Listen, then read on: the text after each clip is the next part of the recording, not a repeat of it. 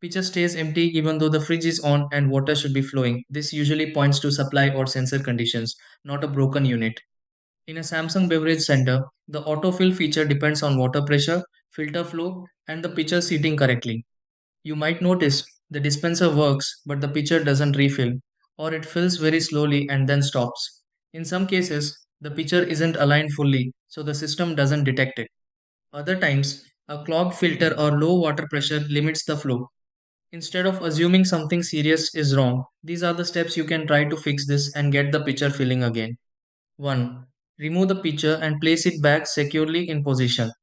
2. Check that the water line is connected and turned on.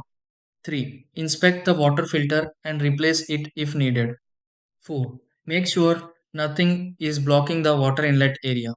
5. Restart the refrigerator by unplugging it briefly. 6. Wait and check if the pitcher begins filling automatically.